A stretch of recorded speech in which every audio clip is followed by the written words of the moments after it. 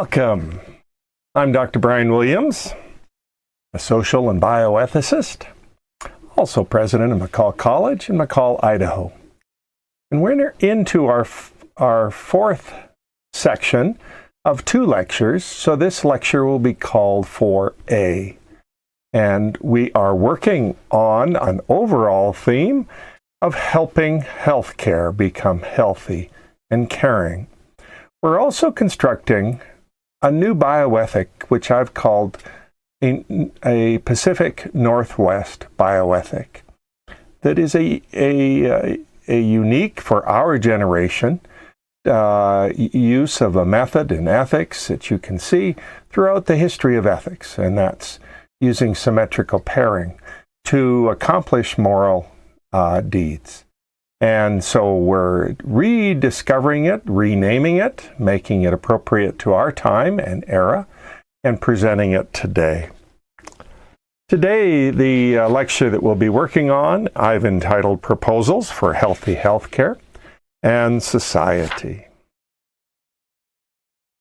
As always, if there's any questions that you're having about some of the ideas that we've presented or that we will be presenting, we will certainly try and track those questions on YouTube or the various media that this lecture is coming.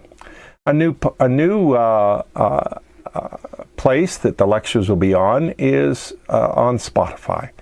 And so if you have interest in listening to it in its oral form, then the website that you'll want to search for is Dr. Ethics Transforms. Dr. Ethics Transforms. And that's the new podcast that these lectures will also be available on. And so I look forward to receiving any questions that come from our information today that we're presenting. And I look forward to the opportunity of advancing this thinking wherever it leads. So today we'll be doing a case study with dueling parents that we introduced last lecture in 3B. We'll be introducing the new yet old 21st century Pacific Northwest ethic, which broadly is considered holistic symmetrical ethics. And so we will also be doing a practical application in family, healthcare, and politics. And we'll wrap up our lecture series. The case study. Our third case study, entitled Dueling Parents.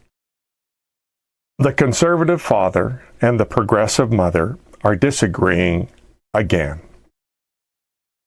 This time it's about vaccines.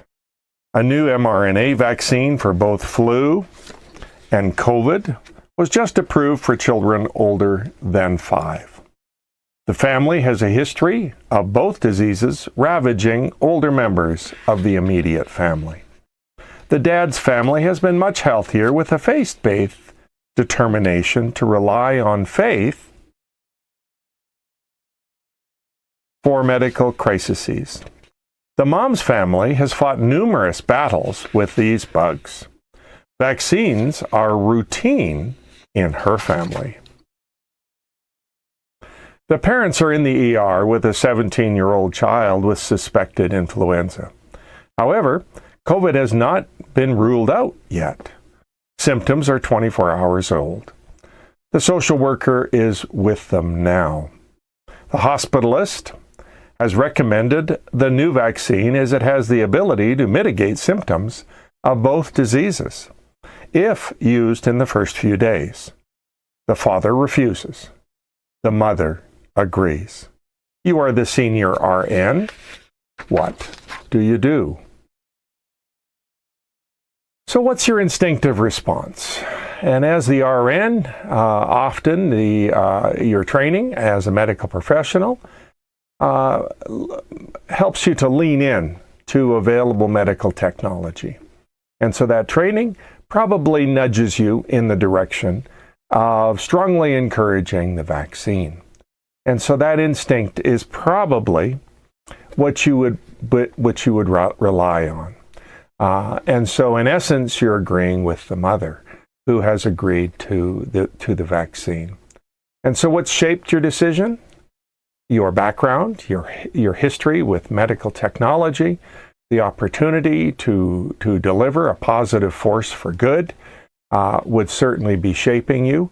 Your own instincts may be a pro-vaccine family that may have encouraged you to use the vaccine, and other medical professionals around you would also be encouraging you to use the current medical technology that has been approved. And so there tends to be a risk element to healthcare that medical professionals tend to lean into. But there are two consequences, and probably many more. And those consequences would first to run headlong into the father's objections. And we have discovered, as we've come out of the COVID pandemic, that faith-based a faith-based background lends support to not engaging in technology terribly quickly. And throughout the course of humanity, we have seen that for various reasons, families don't leap into medical technology quickly, and some refuse them outright. And part of the support system that people have may encourage them to not do that. Let me just adjust the computer here. It looks like we've got an issue.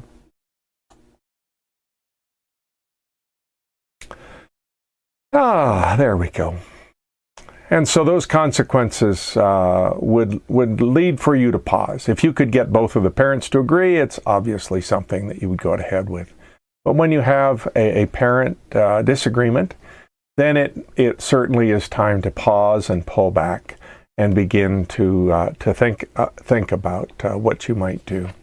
The next level that we've asked you to consider is facts. What's a hospitalist? Well, those are typically in those with internal medicine specialties or a broad-based specialty that is defined to be in the hospital permanently. And so as opposed to a clinical practice, the hospitalists have a hospital practice. And so they are often available to the medical staff and give hospital-based information as a result of their background and training. You might want to look at what the information on the new vaccine is. What are the issues? Are you up to date with the vaccine? As far as the vaccine itself, it's not available to us right now, but it is close. And so it's an interesting vaccine to look at. And part of the purpose of this case study is to get ready. This vaccine is on the horizon, and each family may need to make these decisions. And so bioethics wants you to practice before you have to act. And so this practicing is valuable for all people aware of bioethical issues. And so there's lots of facts that you can glean. And so we want you to consider your primary characters and to enumerate them as primary, secondary, or tertiary. And these are the key stakeholders in the area. And there's some immediate primary. Obviously, the child is a primary stakeholder. Obviously, the parents are primary stakeholders, the hospitalist, and you.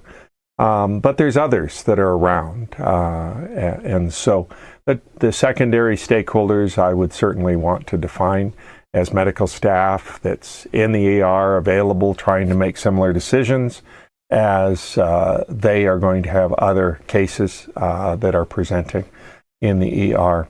You're going to have the faith-based institutions that the father is a part of, and they're going to be possibly available, maybe in a chaplaincy role within the hospital, and so they may be immediately at hand and should be considered. You're going to have the drug company that's provided as a tertiary stakeholder. They certainly have provided a medicine and are interested in the outcomes and the success of their medicine.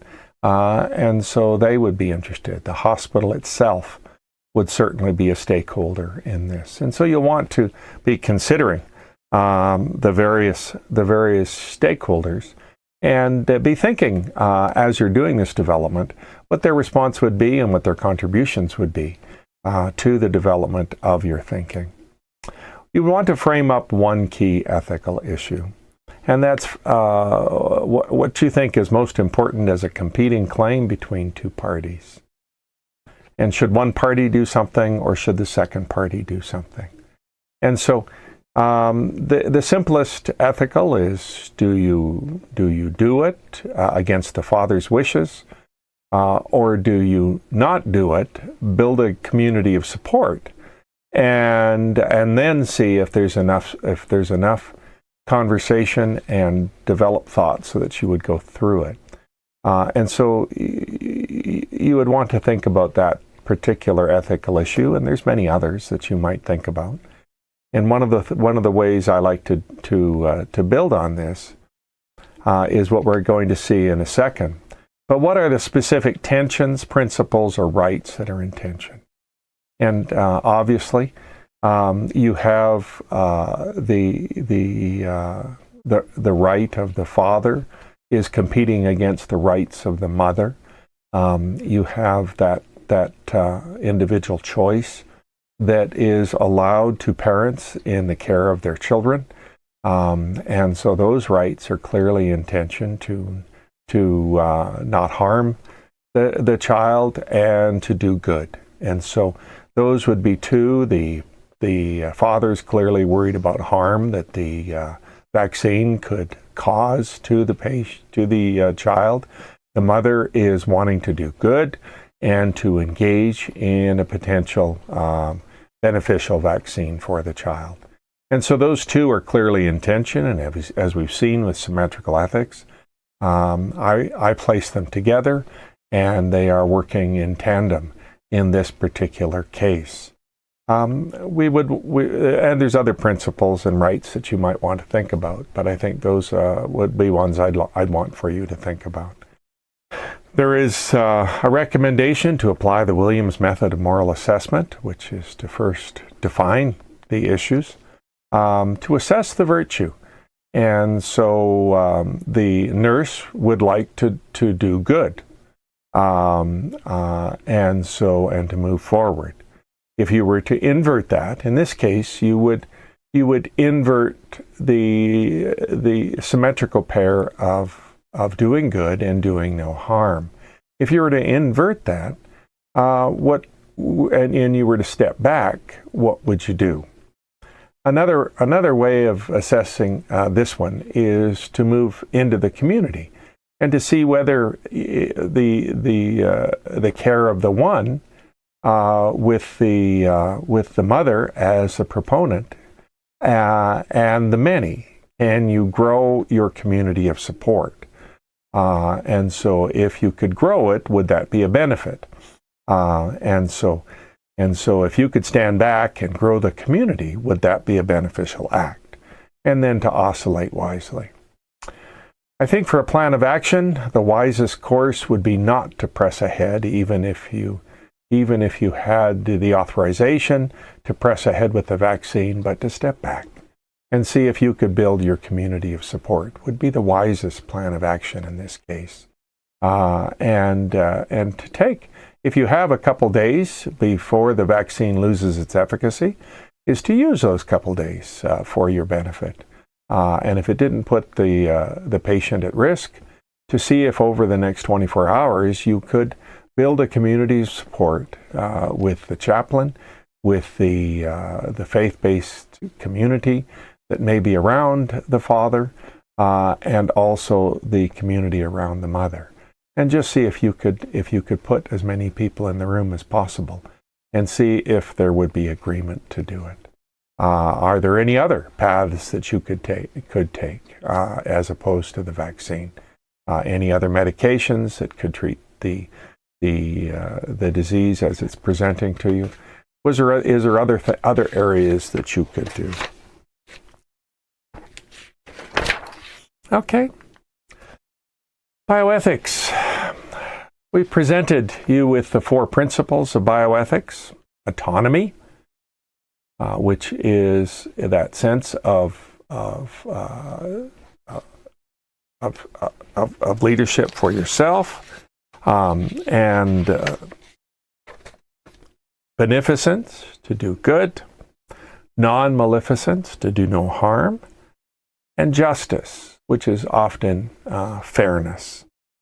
And I think what we've seen within the field of bioethics is these aren't resilient enough for disruptions, such as a pandemic. And particularly, autonomy needs reconsideration. I'm offering the alternative that instead of presenting these as static principles, autonomy, beneficence, non-maleficence, justice, 4 static principles, that if we were to put them in symmetry, that would respond with a recognition that one in many shows a needed counterweight of interdependence. So autonomy, certainly in that sense of defining itself as oneness, and to have the right to lead and control your own life. That certainly needs the symmetrical adjustment of one and many, that the many also has a voice. And we saw in the pandemic that the community needed a voice. And while many individuals controlled their own lives, they certainly were embedded in a community. And that counterweight of interdependence is my alternative to say that autonomy and interdependence are symmetrical. They work together. In a pandemic, interdependence would serve the community, and that virtue must be elevated. And then the recognition that we're pretty well out of the pandemic now, and we can move back into a sense of autonomy with our patient care.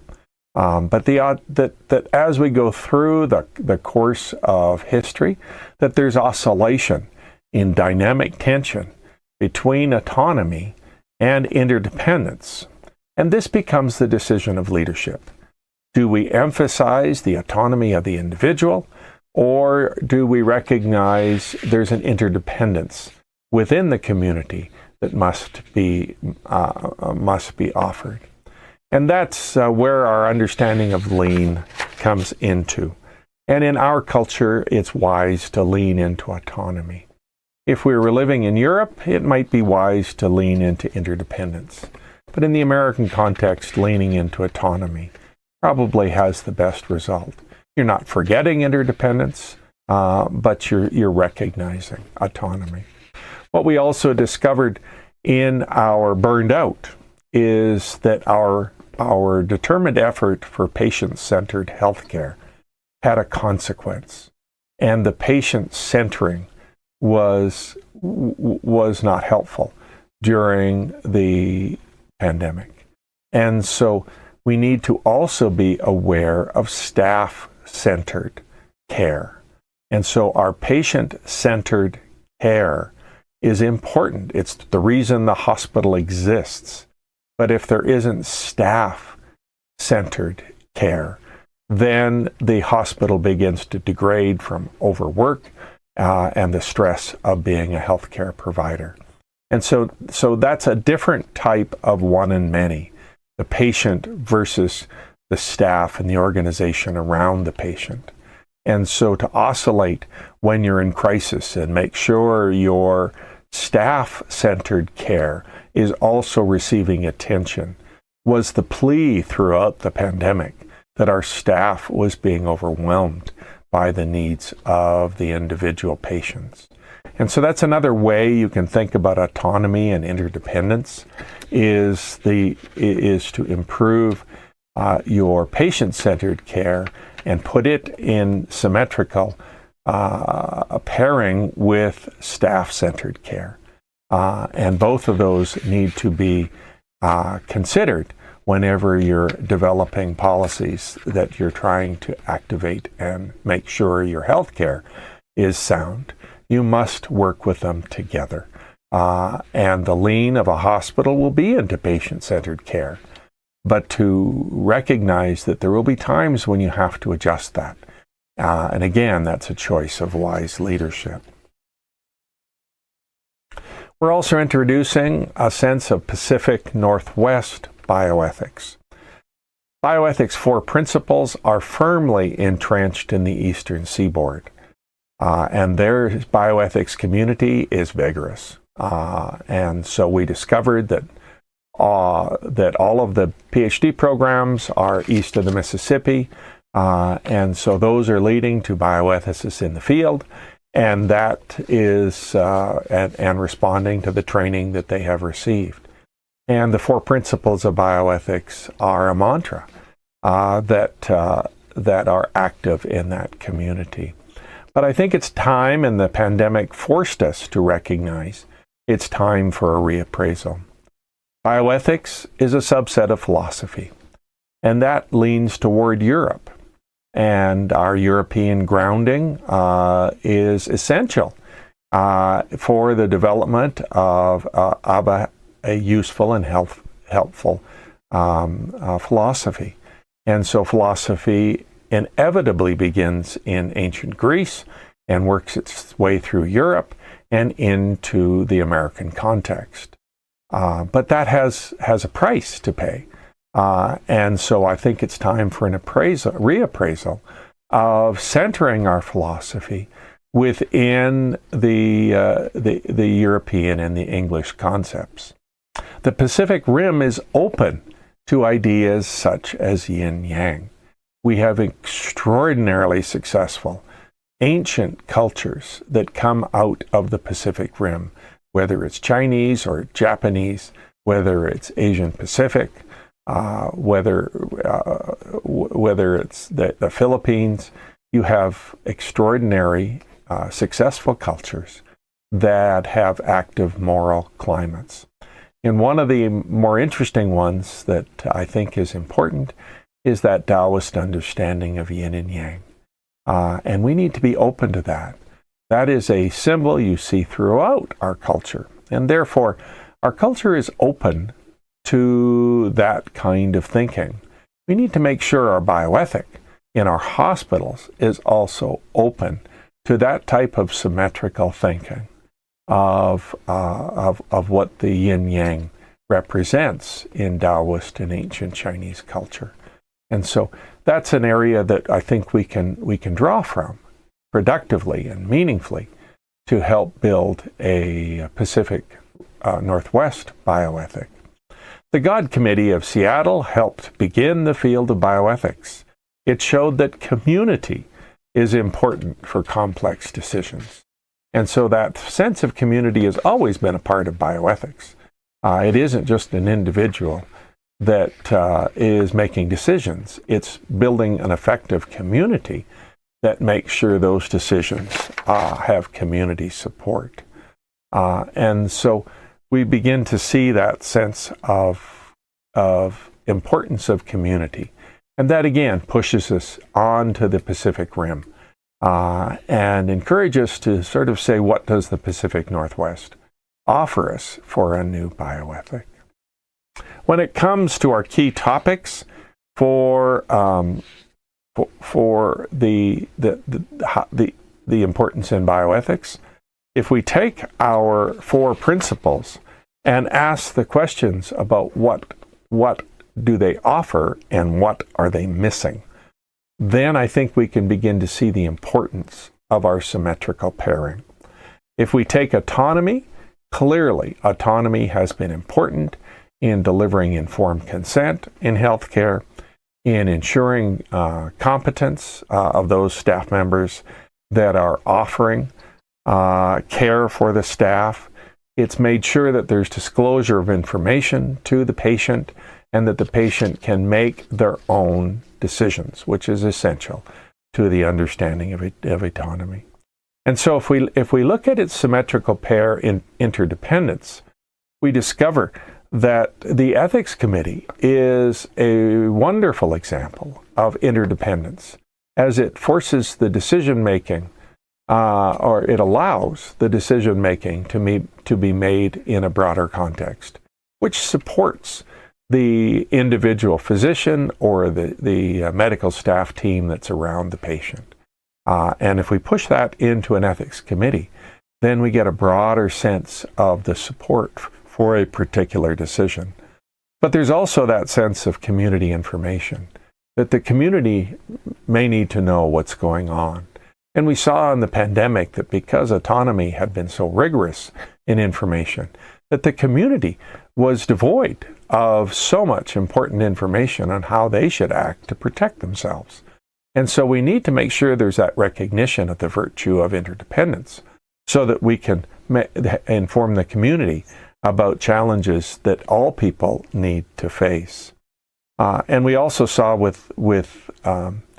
that autonomy had a real impact on staff burnout. And so interdependence forces you to think about the staff contributions to healthcare, to their own individual mental health, and to making sure that we're developing policies on an effective healthcare. We have suggested that non-maleficence is in pair with beneficence, and the symmetrical pairing allows these two to work together. Non-maleficence is so important. It gives us that very ancient sense of the doctrine of double effect, or the principle of double effect. And that's if you do something and something else happens. Your primary intent of not doing harm, even though it may have had a more serious outcome, is an important principle. So that those that do something and something bad happens are still operative on that attempt to do no harm. It's been an important participant on killing and letting die. How do we allow life to end effectively and do no harm is a key element in trying to protect those that are tortured at the end of their lives, and to make an effective and meaningful choice on how to end life well. It's been helpful in proxy decision making, and so to let others participate and to make sure that harm is not occurring.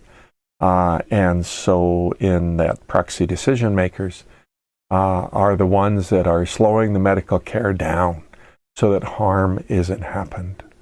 And beneficence certainly at its worst turned into paternalism, and that's where there is one decision maker, and that decision maker forces their decisions in as the sole source of decision making.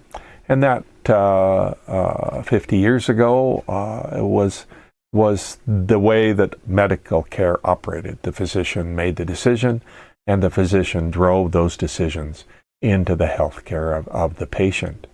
And so autonomy has pushed back on paternalism and made sure that it was a broader sense. And so beneficence and doing good is a key element of healthcare. And that invokes a modest paternalism at every turn. And so we have to recognize that we have to keep our paternalism in tension with non-maleficence to make sure that we're not harming, but we're leaning into beneficence. And that has created our Good Samaritan laws, where we want people to risk, to do good, and to protect them if those attempts go awry. When it comes to the key topic of justice meaning fair opportunity, and certainly we want healthcare to be available to all. the conversation on the right to health care, and so that right, for it to be successful, in my judgment, needs to divide healthcare into primary and secondary and tertiary healthcare. The right to primary healthcare should be fought for at all levels of our community. We need a right to primary healthcare so that we can receive antibiotics early and quickly, so that we can care for those that are in need. And so we certainly can't do the tertiary health care with the advanced surgery that is an alternative to so many. That would bankrupt our nation. And yet we do need to make sure that we build a right care to primary health care across this country. And if we were to subdivide that, I think we would have more success in driving the idea into our legislative community, because they recognize the waste that can occur in the tertiary level healthcare. And so if we could divide that right to healthcare to a right to primary healthcare, then I think we'd be far more successful. Justice has also been important for allocation of scarce resources. We saw that in our case study where we looked at the brand new kidney dialysis machine. And when it launched, we only had a few machines and we had a lot of patients. And so justice is a crucial concept in making sure that we're fair as we deliver scarce resources into the healthcare population. And we see that with organ transplants to this day. We just don't have enough. And so there has to be a justice model that helps us to do that, so that whenever we're needing to ration healthcare, that everyone feels that it's fair and that they have a fair shake at surviving, if not thriving. And so our righteous indignation that I have paired with justice is that driving force to say we need healthcare in the primary diseases that we all face. And we've begun to see some of that with the mandates of Obamacare, as there are many medications now, I'm thinking of the statins, that are available throughout the community at almost no cost. And that's a wise response within primary health care. And so we're beginning to see that healthcare coming through the insurance side of healthcare. But we need to fight for primary healthcare, and all of us need to be indignant that primary healthcare isn't a right in this country. We need to make sure that there's fair financing, and we've begun to recognize that these surprise bills that are happening in the ER and in the insurance industry are eliminated, and so that the financing of healthcare is fair. And we also begin to recognize that we need to be able to die better in the American context, and we need to be able to work on how we can die better, and we need to be indignant at the poor way that all of us die. And right to die may push it too far, but we certainly need to be indignant about the current way that we all die, and we need a better way of managing that. And this is maybe a good time to reinsert my Confucian thought, is that a good deed that is too expensive is not a good deed. Let's make sure that phrase resonates across this country. A good deed that is too expensive is not a good deed. That comes from Confucius. We've also seen that there are some areas in professional ethics that certainly have been improving. That's veracity, privacy, confidentiality, fidelity. All of those terms are certainly been an improvement as we've thought about ethics, and that we didn't just hold to what the individual healthcare professional wanted to deliver, but that there was a professional core of the many around each professional person. And so professional ethics is making sure that the many are involved, not just the one in healthcare. And so that idea of one and many is a fundamental pairing that may be used to organize intellectual life. We are individuals, but we are individuals set in community. That's a natural extension of the concept of one and many. These are symmetrical concepts that are optimized when working together. These are opposites that are both true. You are one. You are many. And the many forms one. And so these are complex ideas. However, humans tend to be happy with one side of a pair, such as individuals need to be free. Duty is ignored, often, yet essential. So we live life to our own personal benefit so often.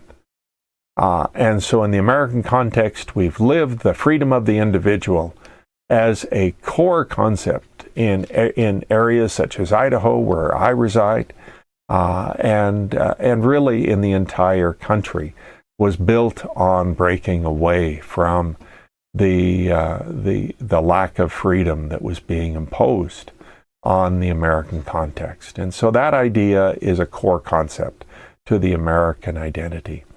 But what we have done is we've tended to ignore our duty to our community. And that was brought into full light during the pandemic. Individuals who were only thinking about themselves and were ignoring what the community needs were. And so we need to elevate the core idea of duty so that we understand that we live in a community that has expectations of each and every one of us that's essential. And so we also see that when we're in arguments, we tend to argue on one side of the argument. And so for us to be more successful in our social conversation, we have to look to the other side. And I've always tried to train students that you'll have more success if you understand the other side of an argument, use it, and make sure you prove that you understand the other side of the argument to those you are in argument with. And so the success of an argument isn't you restating your own side of the argument over and over again. That just reifies, that just strengthens, that just makes into rock your arguments, and it really doesn't solve the problem. But if you understand the other side, and I'm not saying you agree with them, that's the other side of the argument. But if you understand the other side of the argument, show you understand, show its weaknesses, show the issues, then you can have success at moving people from wherever they are to where you think they should be. And that's essential to the conversation of the marketplace and the fair exchange of ideas in the marketplace. We need to awaken the symmetrical pair. Individuals need freedom. If we invoke one and many, we'll see if we have one, we offer the inversion of many, community. Individuals have a fundamental duty to their organizing community. Freedom only comes when those tasks with duty serve effectively. And so the Williams moral assessment is reawakening the one and many so that when we're in a challenging issue of any of our social issues, whether it's abortion, whether it's right to die, whether it's gun control, wherever we are, if we want to understand and change the way our society is functioning, we have to invoke the symmetrical pair to have a reasonable chance of changing our society. And so that kind of argumentative strategy is what we're trying to awaken. We also have to recognize that there's other symmetries that we may need to understand. And during our Lecture 3 series, we talked about a new political theory. And it's to recognize that conservatives and progressives are symmetrical pairs. They work together. And we don't tend to think that way in our society. But as I was trying to say, polarization is the basis of unity. Well, how can I say that? It's because conservatives and progressives are symmetrically linked. And for any conservative to try and move social policy, they need to understand their symmetrical pair, and that's the progressive. Why is the progressive there? What are they trying to think? What are they trying to say? What are their weaknesses? And the inverse is true for our progressives. They have to understand what the conservatives are trying to say with their policy development. We also have to recognize there's some other asymmetries. In our families, what has been clear to me is that there's symmetries in parenting. And a child needs a symmetrical pairing around them. And that is nurturing and disciplining parents. And so what we've often seen in our society is the weakness when one parent tries to be both. And it is obviously successful, but it is so much more difficult to accomplish. And so if there is a nurturing parent, and it could be a natural parent, it could be a godparent, it could be grandparents, it could be a friend or family or uncle. If there's a nurturing parent, the child is healthier, but that must be in symmetrical tension with a disciplinary parent. And so these two concepts are in symmetrical pairing. And it is important for us to improve our families by recognizing this concept. We need to understand that our churches are symmetrical pairs. And what we have seen over hundreds of years is that churches divide because they try and break their symmetrical pairing. And so a classic illustration in my mind is the classic understanding of the Protestant and the Catholic. They are symmetrical pairs. And if you listen to the language, they are simply opposites that need to function together. And we see that as every church divides. What they're attempting to do is to eradicate their symmetrical pair.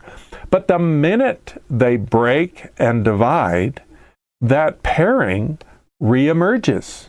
So if you have a left and a right, and you try and break your church so that only the left is together and you eject the right, then the minute the church is broken, if you look at it again, you have a left and right in the new church. And so the Protestant development in America has been this on steroids, where churches divide, and then immediately afterwards they discover that they have right and left thinking still in their church, and so that really begins to become unhealthy as the church narrows its understandings in a way that is really harmful to the church. Every church must have a left and right, and they must work together. It has a conservative community. It has a progressive community. And the key to a healthy church is learning how to use that symmetrical pairing to your advantage. Use the energy that could be used to destroy it to make it productive for human society. And so our churches are classic illustrations of desperately trying to break their symmetrical pairing to their own disadvantage in the long run. And so we need to understand that these are symmetrical pairs in these religious organizations. And when it comes to the individuals, we see the symmetrical pairing of male and female as a biological reality that creates life. Now, there's all sorts of ways that we can create life. We are smart enough to be able to do that but the natural way that we have been given comes through the male and the female. So we must see the symmetries, and that will allow you to see the whole. When you see the parts, the wise person also sees the whole. Now act in dynamic tension to manage the wholeness, as opposed to just seeing the symmetries and focusing on your part and emphasizing your part of the symmetry, to also recognize the whole and to work towards wholeness. And that ability to recognize symmetry comes from complex thinking. And so we come back to that idea that we started with, is how do you develop complex thinking? Complex thought yields virtuous action. Our discussion on rights and duties, as well as conservatives and progressives, requires complex thought. As well, thought must be attached to action to form a good community. Virtuous communal action requires good leaders. How do we confront our recent spate of poor leaders who seem bent on self-aggrandizement instead of serving others? How do we construct good people that construct good communities, that construct a good society? We start with the individuals, and we offer to them complex thinking. What do we do with those individuals? Recognize and elevate the symmetrical elements in a person's life, nurturing and disciplining guides and relationships. Involve all in character organizations. Involve all in lifelong learning with symmetrical input of conservative and progressive ideas. Recognize and elevate truths, especially complex truths, as soon as possible. We then need to ask, how do we organize individuals effectively? Well, that first grouping are organized pairs. We need to recognize and elevate all forms of bonding to form stable relationships.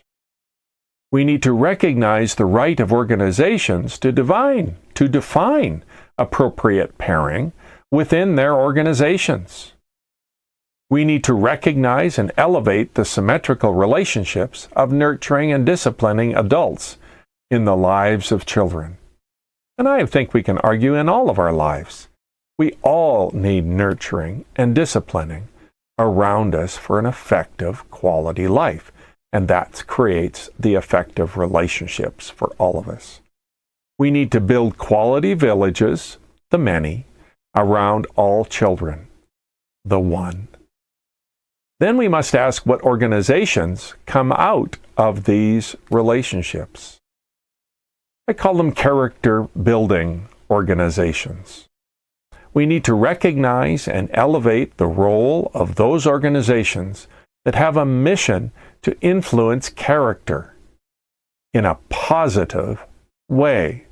4-H, Rotary, Boy and Girl Scouts, churches, temples, mosques, synagogues, universities, forever.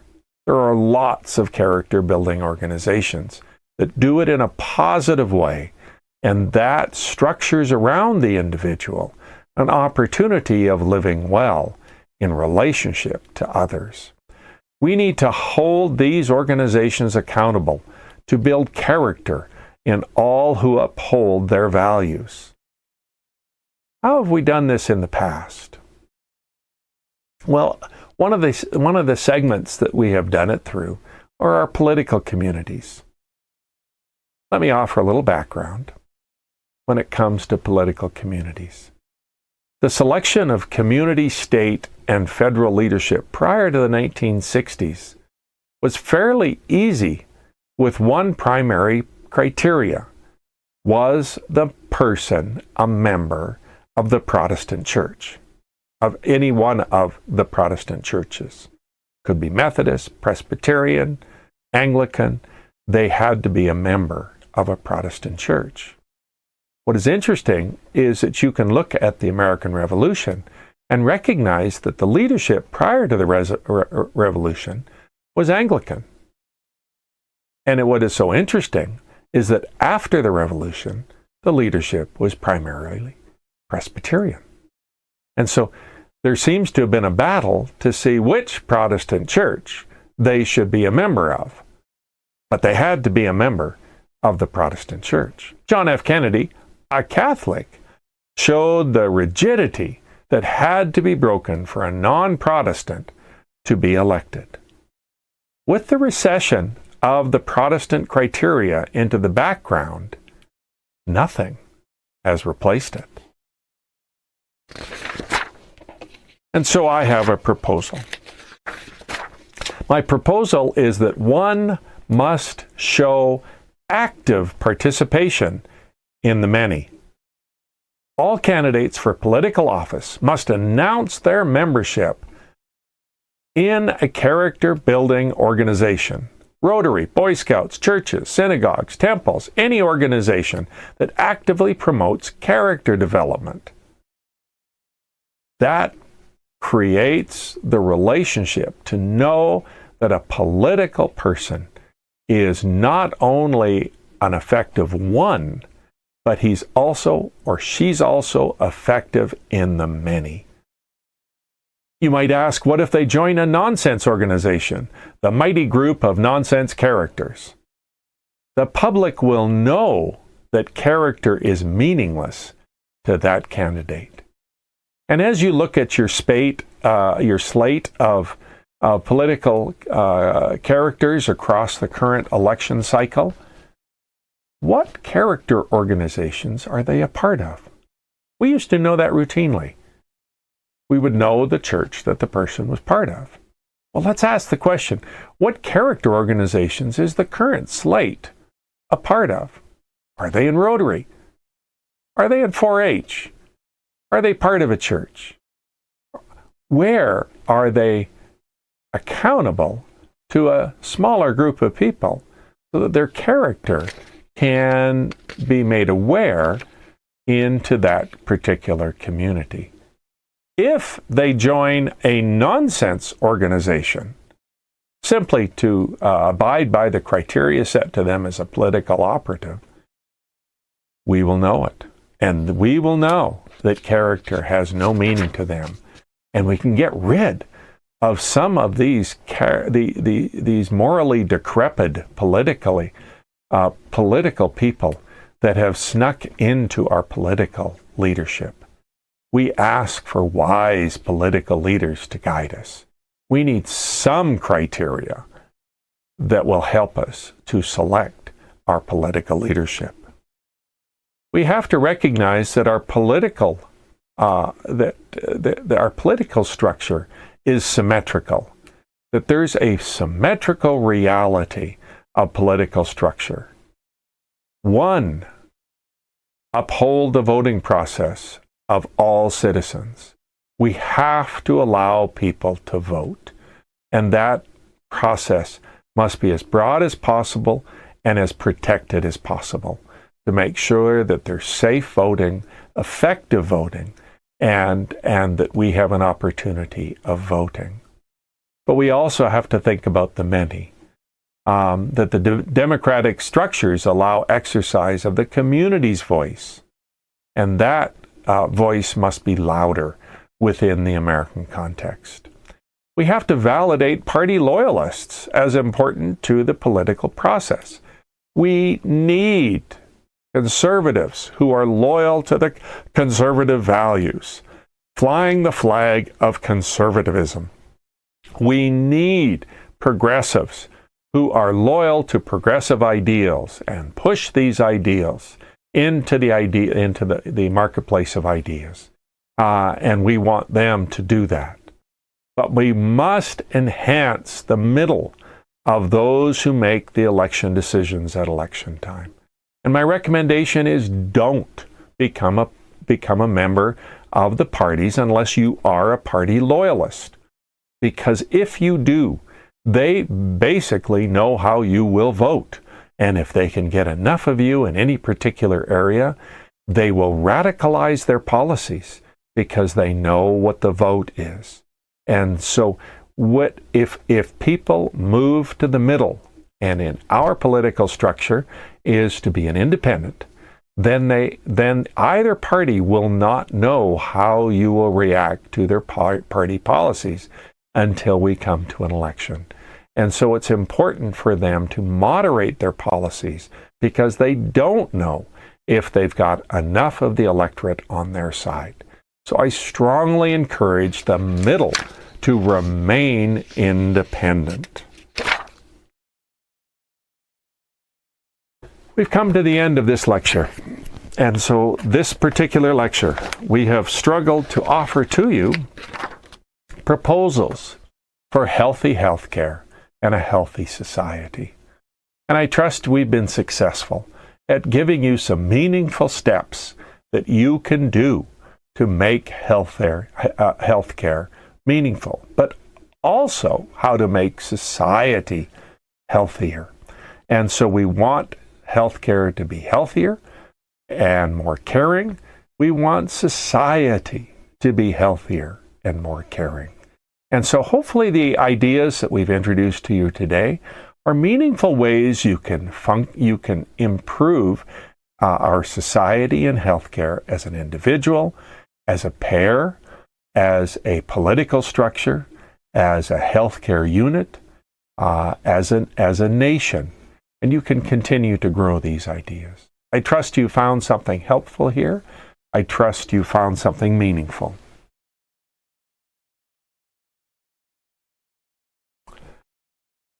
Thank you for your time, for sharing with us in these ideas, and we would love to hear from you. And we would also be happy if you were to listen to our new podcast on Spotify, Dr. Ethics Transforms, as well as share these ideas with others so that we can make our healthcare healthier and caring, and our society healthy and caring. Thank you for watching and listening.